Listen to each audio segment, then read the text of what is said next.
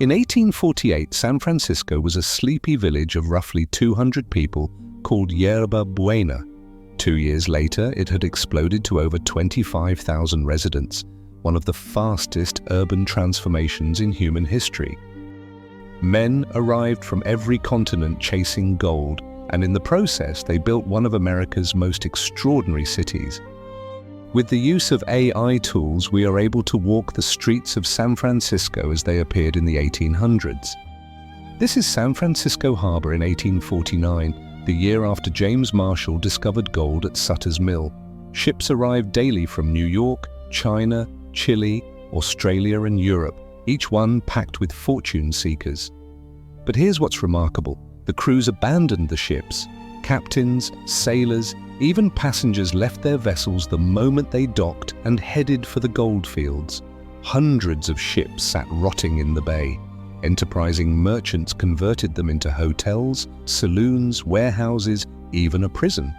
Today, dozens of Gold Rush-era ships are buried beneath San Francisco's financial district, their wooden hulls entombed under modern skyscrapers. This shows downtown San Francisco in the early 1850s, wooden buildings thrown up in weeks, some just canvas tents with wooden facades to look more substantial than they were. Fire was constant. In 18 months between 1849 and 1851, 6 major fires destroyed large sections of the city. Buildings would burn, and within days, new structures rose on the same lots.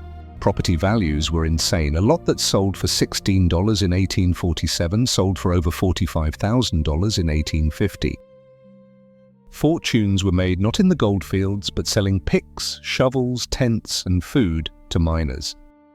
Levi Strauss arrived in 1853 and made his fortune selling durable canvas pants to miners. Banking houses like Wells Fargo emerged to move gold safely. The men who got rich weren't the ones digging, they were the ones selling to the diggers. San Francisco quickly became famous for its saloons, gambling halls, and theaters. This shows a typical Portsmouth Square gambling establishment in the 1850s, the social center of Gold Rush San Francisco. The city had more saloons per capita than anywhere in America. Gambling was everywhere. Faro, poker, roulette. Fortunes won in the mines were lost at the tables in hours. Entertainment was constant. Theaters featured everything from Shakespeare to variety shows. Ticket prices were exorbitant, but miners fresh from successful strikes paid willingly. Women were scarce. In 1850, men outnumbered women nearly 10 to 1. A woman simply walking down the street drew crowds of admirers. Female performers commanded astronomical salaries. The imbalance created a strange social dynamic.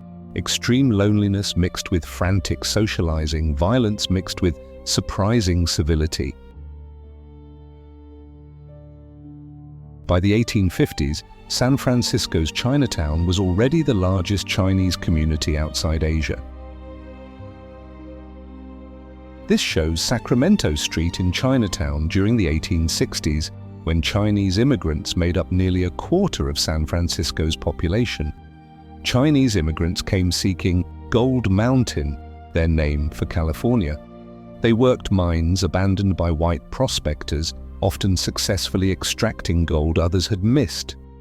They built railroads, worked laundries, ran restaurants. But they faced brutal discrimination. Laws prohibited them from testifying in court, owning property, or becoming citizens. Despite this, Chinatown thrived. Temples, theaters, schools, and social organizations recreated Chinese culture thousands of miles from home. Walking these streets, you would have smelled incense, heard Cantonese opera, seen traditional medicines in shop windows. It was a city within a city, connected to San Francisco but culturally distinct. By the 1870s, San Francisco had become wealthy, really wealthy. This shows Nob Hill, where mining and railroad barons built palatial mansions that rivaled anything in New York or Europe. The Big Four, Leland Stanford, Mark Hopkins, Charles Crocker, and Collis Huntington made fortunes building the Transcontinental Railroad and moved to Nob Hill. Their mansions were obscene displays of wealth. Cable cars, invented in 1873, made Nob Hill accessible. Before that, only the wealthy could afford carriages to climb the steep streets. The invention of the cable car was itself a San Francisco innovation. Engineer Andrew Halliday watched a horse slip and fall while pulling a streetcar uphill and vowed to create a better system. But the wealth came at a cost. This shows the Comstock lode in Nevada, the massive silver mine that enriched San Francisco's elite while killing hundreds of miners. Miners worked in temperatures exceeding 120 degrees Fahrenheit, thousands of feet underground. Cave-ins, explosions, and toxic gases killed regularly. Workers earned $3 to $4 a day, good wages for the time, but the work destroyed bodies. Silicosis from inhaling rock dust killed slowly. Mine owners in San Francisco rarely visited the sites where their fortunes were made. The same pattern repeated in San Francisco's factories and workshops. Chinese workers made cigars in cramped basements. Women sewed garments in sweatshops. Children worked alongside adults. The city's beauty and wealth existed because of labor that remained invisible to those who lived on Nob Hill.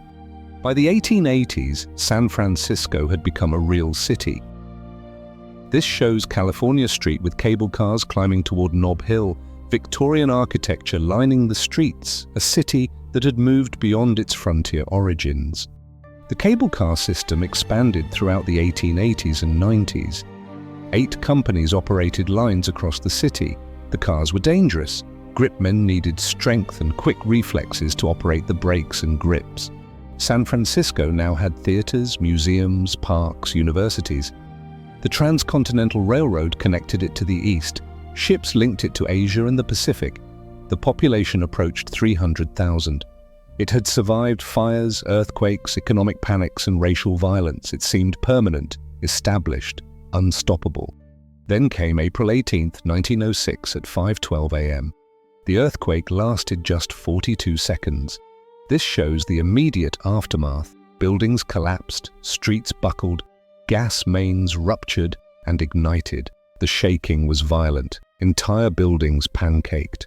City Hall, which had cost $6 million and taken 20 years to build, was destroyed, revealing that corrupt contractors had filled walls with rubble instead of solid masonry. The earthquake killed perhaps 700 people outright. What came next killed thousands more. Fire spread rapidly. Water mains were broken, leaving firefighters helpless. The fire burned for 3 days, destroying 80% of the city. Over 3,000 people died. 250,000, more than half the population, were left homeless. The mansions on Nob Hill burned, Chinatown burned, downtown burned. The Palace Hotel, supposedly fireproof, burned.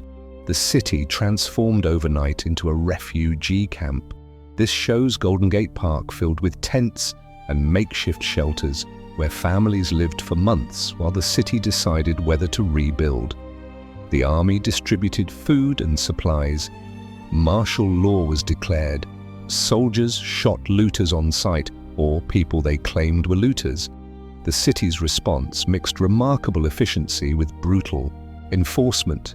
Within weeks, water service was partially restored. Within months, rebuilding began.